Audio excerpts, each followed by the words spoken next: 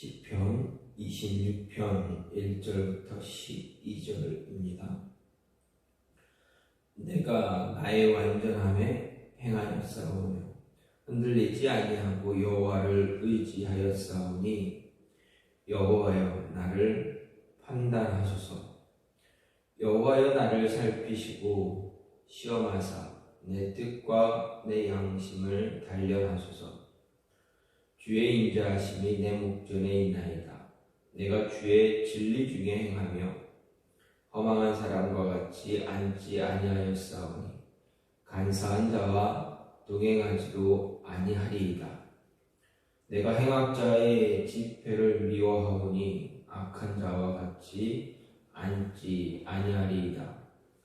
여호와여 내가 무죄함으로 손을 씻고 주의 제단에 두루 다니며 감사의 소리를 들려주고 주의 기이한 모든 일을 말하리이다. 여호와여 내가 주께서 계신 집과 주의 영광이 머무는 곳을 사랑하오니 내 영혼을 죄인과 함께 내 생명을 살인자와 함께 거두지 마소서. 그들의 손에 사악함이 있고 그들의 오른손에 뇌물이 가득하오나 나는 나의 완전함에 행하오리니 나를 속량하시고 내게 은혜를 베푸소서. 내 발이 평탄한 데에 섰사오니 무리 가운데에서 여호와를 송축하리이다. 아멘. 오늘 말씀 시편 26편 1절부터 12절 말씀입니다. 시편 26편은 자신을 부당하게 비방하는 자들로 인해서 하나님 앞에 나아가 자신의 결백을 주장하고 구속을 호소하는 다윗의 그러한 시입니다. 시편 26편은 특별히 대적들이 다윗을 부당하게 비방한 데 대해 자기를 변호하는 시라는 점에서 다윗이 호소하는 이런 시들 가운데 가장 강력하게 자신의 의를 주장한다라는 그런 특징을 가지고 있습니다. 물론 다윗은 여기서 자기 의를 주장하는 것은 자신이 하나님과 같이 절대적으로 의로운 존재라는 것을 말하는 것은 아닙니다. 다만 자신이 현재 대적들로부터 듣고 있는 것과 같은 그런 비방을 들을 만큼의 불의한 삶을 살지 않고 하나님 앞에서 완전한 삶을 살았다라는 것을 주장하는 것일 뿐이다라는 것입니다. 그래서 시편 26편은 구체적인 배경은 알 수는 없지만 사람들은 이 시를 압살롬의 반역이나 세바의 반역 사건과 연관시키기도 합니다. 즉 26편은 다윗이 정적들의 그런 준동으로 인해서 곤경에 처한 상황을 자연스럽게 떠올리게 하는데 이 점에 있어 본다면 이런 추정이 불가능한 것은 아니다 할 수 있습니다. 하지만 시작 부분부터 다윗이 자기의 의를 강하게 주장하는 내용이 나오는데 이것은 다윗의 범죄에 대한 하나님의 심판으로서의 성격을 지니는 압살롬의 반역이나 세바의 반란과 이 시를 연결시키는 것은 좀 어렵다라고 할 수가 있습니다.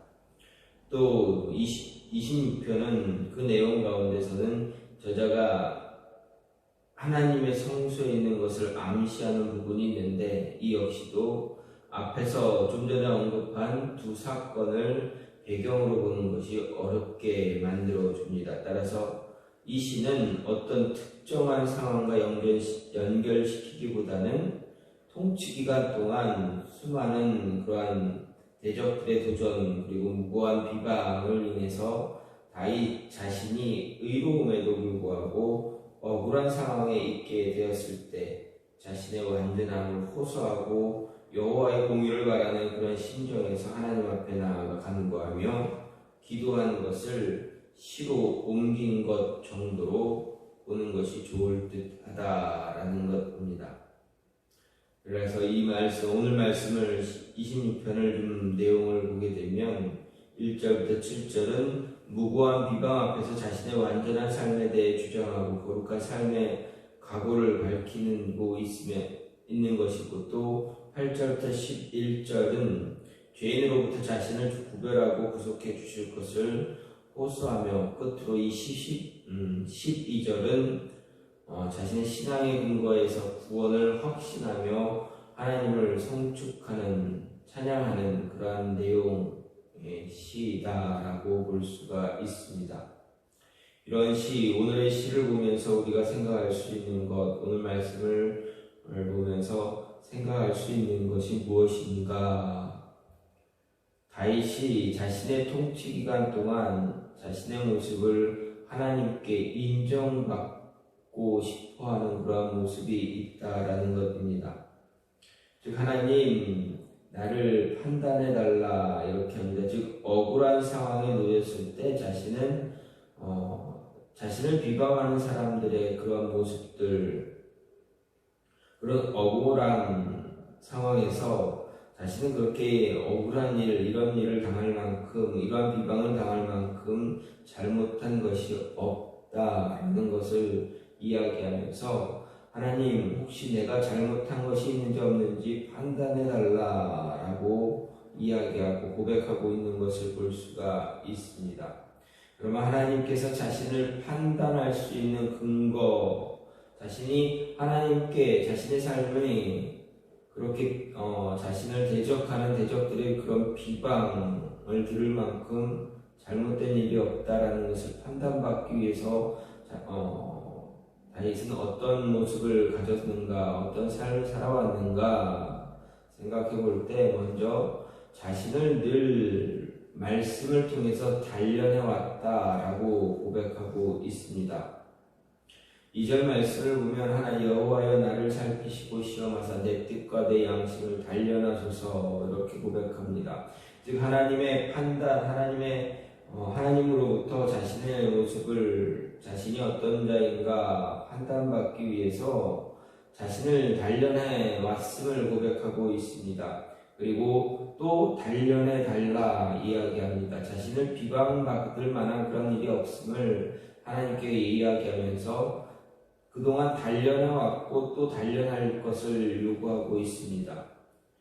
즉, 자신의 뜻, 자신의 생각, 자신의 양심, 하나님이 원하는 대로, 하나님의 말씀대로, 말씀을 통해서 내가 단련되어 왔음을 고백하는 것입니다.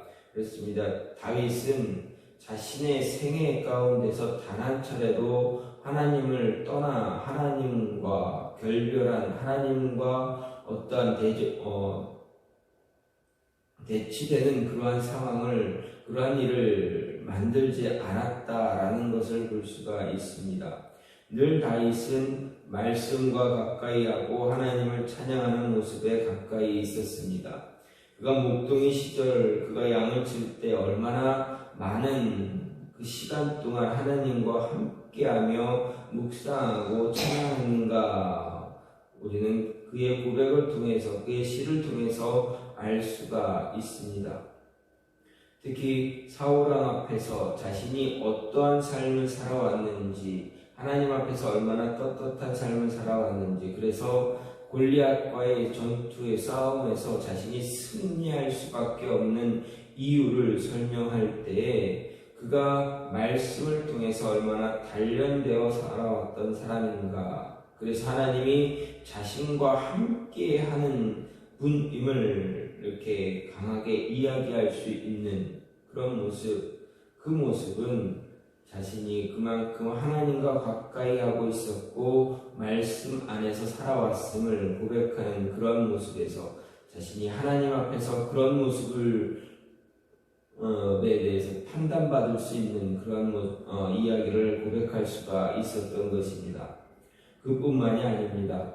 그의 삶을 보게 되면 늘 하나님과 동행하기 위해서, 하나님과 말씀에 귀를 기울이기 위해서 노력했던 그 모습을 알 수가 있습니다. 그가 죄를 지은 가운데서도 하나님의 심판을, 하나님께 어떤 징계를 받을 때에도 그는 자신의 귀를 열고 있었기에 하나님이 말씀하실 때 그 순간, 그 빠른 순간에 자신의 모습을 회개하고 하나님께 무릎을 꿇을 수 있었다라는 것입니다. 말씀으로 단련되어져 있지 않은 사람은 하나님이 말씀하실 때, 하나님의 음성을 듣게 되었을 때 자신의 잘못을 곧바로 시인할 수 없게 됩니다. 말씀으로 단련된 자만이, 말씀과 늘 함께하는 자만이 하나님의 음성을 들릴 때 그 음성에 무릎 꿇고 자신의 죄를 고백할 수 있다라는 것입니다. 또 한 가지는 누구와 동행하느냐, 동행자를 바르게 선택할 때 하나님의 판단 받을 수 있다라는 것입니다. 하나님이 내가 의로운 자인지, 하나님이 마음에 드는 자인지, 아니면 하나님의 마음에 들지 않고 불의한 자인가를 판단받는다라는 것입니다. 4절 말씀을 보면 허망한 사람과 같이 앉지 아니하였사오니 간사한 자와 동행하지도 아니하리이다. 이렇게 다윗은 고백합니다. 허망한 사람과 같이 앉지 않았다라는 것 무엇입니까? 이 허망한 사람이라는 것은 헛된 것을 꿈꾸며 정말 허황된 그런 모습을 가지려고 하는 그런 사람을 이야기할 수가 있습니다. 즉 쉽게 말하면 말도 안 되는 그런 허황된 꿈을, 그런 생각들, 망상들을 갖고 있는 그러한 사람들입니다. 그런 사람과 자신은 결코 함께하지 않았다. 하나님 앞에서 정말 허황된 그런 모습 가진 사람과 함께하지 않았다. 하나님의 말씀에 대적하는 그러한 사람과 같이 앉지 않았다라는 것을 이야기합니다. 그리고 간사한 자도 동행하지 않았다 말합니다. 간사한 사람이다라는 건 무엇입니까? 간사하다라는 것이 어떤 말입니까? 말 한마디 한마디가 정직하지 않은 사람들을 일컬어 말할 수가 있습니다. 다윗은 언제나 하나님 앞에서 정직한 행동을 했던 사람입니다. 그렇기에 다윗 이후에 이스라엘의 모든 왕들을 판단할 때 하나님께서 어떻게 판단하십니까? 다윗의 길, 다윗과 같이 정직한 길을 갔느냐 가지 않았느냐라는 이 말로 이스라엘 왕들을 판단하고 계셨음을 볼 수가 있습니다. 하나님 앞에서 자신의 신앙을 온전히 만들기 위해서, 자신의 신앙을 온전히 세우기 위해서 하나님을 붙잡은 사람들, 붙잡은 왕들은 다윗의 길을 따라 정직하게 행했다라고 이야기하지만 하나님과 함께하지 않은, 하나님의 말씀을 따르지 아니한 자들, 그런 왕들은 하나님께서 판단하실 때 다윗과 같은 길을 걷지 않았다라고 이야기하고 있습니다. 하나님의 말씀을 따라 살아가느냐 살아가지 않느냐의 기준이 바로 다윗이었다라는 것을 볼 때 다윗은 결코 자신의 말 한마디 한마디, 행동 하나를 허투루 행하지 않았던 사람입니다. 늘 그런 모습, 그렇게 허투루 생활하지 않기 위해서 누구와 동행하느냐, 그것이 얼마나 누군가와 동행하느냐가 그 모습을 결정 지을 수 있다라는 것입니다. 늘 정직한 삶을 살기 위해서 살아가려고 한다면 함께 동행하는 사람, 옆에 있는 사람, 누구인가를 보면 알 수가 있습니다. 우리는 흔히 말합니다. 우리를 판단할 때, 어떤 사람을 볼 때 그 사람이 어떤 사람인가를 판단할 때 주변에 어떤 사람들과 어울리는가를 보면 그 사람의 됨됨이를 볼 수가 있다라고 말하기도 합니다. 즉 주변에 어떤 사람들이 모이느냐, 어떤 사람들과 함께 이야기하고 함께 지내는 그런 모습을 보느냐에 따라서 그 사람이 그 사람의 됨됨이가 어떤가라는 것을 판단할 수 있다라는 것입니다. 그래서 다윗은 분명히 이야기합니다. 하나님 나는 허망한 사람과 간사한 사람과 동행하지 않았습니다. 하나님이 아시지 않습니까? 라고 고백할 수가 있는 것입니다. 따라서 우리도 우리 주변에 지금 내 스스로가 내가 어떤 사람인가를 점검하길 원한다면 지금 내 주변에 함께하는 사람이 누구인가를 볼 수가 있습니다. 내 주변에 함께하는 사람, 그 사람이 하나님 앞에서 정직한 사람인가? 아니면 하나님 앞에서 정직하지 않은 사람인가? 보면 내 삶에 내가 살아왔던 모습을 발견할 수가 알 수가 있다라는 것입니다. 마지막으로 어떤 삶을 살아야 하나님께서 귀한 좋은 판단을 내리실 수 있는가? 감사의 고백이 끊이지 않을 때 늘 어떤 순간이라도 항상 하나님 앞에 감사의 고백을 할 수 있을 때 하나님께 귀한 판단을 받을 수 있는 그런 모습을 가질 수 있게 됩니다. 7절 말씀을 보면 감사의 소리를 들려주고 주의 기이한 모든 일을 말하리이다. 다윗은 고백합니다. 감사의 소리를 들려준다. 여러분, 우리의 입술에서 다윗은 늘 항상 자신의 입술을 통해서 감사의 고백을 끊임없이 하나님께 드리고 있습니다. 시편의 많은 시들 가운데에서 그리고 그가 살아왔던 많은 기록들 가운데 성경의 기록들 가운데서 다윗은 하나님 앞에서 감사하고 있음을 고백합니다. 특히 자신의 죄로 인해서 하나님께 심판받아 자신의 아들 압살롬에게 쫓겨 도망가는 그 순간에도 그리고 자신을 저주하고 비방하는 그 베냐민 사람의 그 저주에도 다윗은 무엇라 이야기합니까? 하나님께 감사의 고백을 드리고 있다라는 것입니다. 하나님께서 자신에게 더 극한 그런 어려움을 주시지 않고 이렇게 피할 수 있는 것, 도망갈 수 있는 것, 그리고 자신을 저주하는 저 입술을 통해서 하나님께서 이야기하는 것일 수도 있다라고 이야기하는 그 모든 고백들, 감사하는 자의 고백이 아니라면 그런 이야기들을 자신의 입술을 통해서 할 수가 없다라는 것입니다.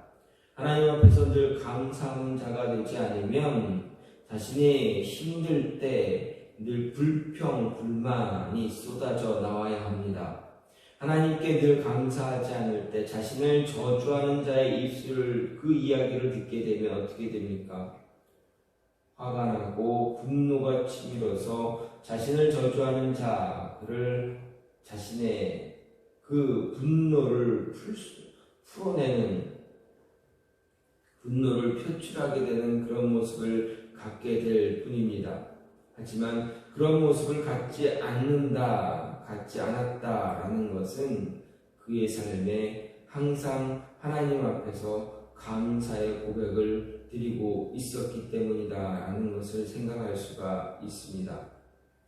성경은 하나님은 언제나 감사하는 자에게 더 많은 은혜를 허락해 줍니다. 왜 그렇습니까? 감사는 하나님께 영광을 돌리는 것이고 하나님을 찬양하는 그러한 말이기 때문에 그렇습니다.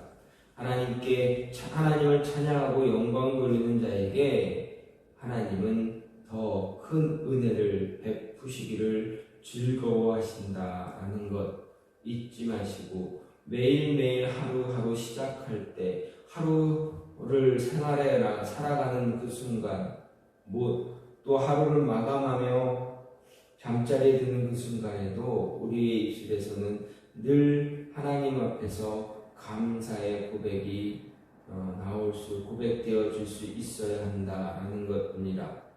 저와 여러분의 입술을 통해서 늘 감사의 고백이 나올 때 하나님은 더 많은 은혜를 허락해 주시고 우리의 삶을 통해서 더 큰 일을 이루시고자 한다는 것 잊지 마시길 바랍니다. 하나님은 우리의 입술을 통해서 감사의 고백이 나오길 원하십니다. 그래서 바울을 통해서 우리에게 가르침을 주시는 것, 항상 감사하라 라고 그 말씀을 주신 것입니다. 오늘도 감사함으로 인해서 하나님께서 여러분을 귀하다 판단하실 수 있도록 하실 수 있는 그런 모습이 있기를 간절히 소망합니다. 다윗은 자신의 삶을 하나님께 판단받기 원했습니다. 사람들이 판단하는 것이 아니라 하나님이 자신을 판단해 달라 고백합니다. 왜 그렇습니까? 늘 말씀으로 단련되어져 왔던 삶이었기 때문에 그렇습니다. 늘 하나님과 동행하기 위해서 노력했던 사람이기 때문에 그렇습니다. 늘 감사의 고백을 쉬지 않았기 때문에 그렇습니다. 그렇기에 세상 사람들이 자신을 비방하는 사람들이 판단하는 그 판단이 아니라 하나님의 올바른 판단을 통해서 자신의 모습을 확인받고 싶어 했다는 것 잊지 마시고, 여러분 또한 사람들에 의해서 판단받기보다는 하나님 앞에서 하나님께 판단받을 수 있는, 그래서 위로받고 또 하나님의 인도와 은혜를 누릴 수 있는 그런 모습이 있기를 간절히 소망합니다. 이 시간 같이 기도하고 원하는 것은, 하나님, 오늘 하루 나의 삶을 하나님께서 사람들이 아닌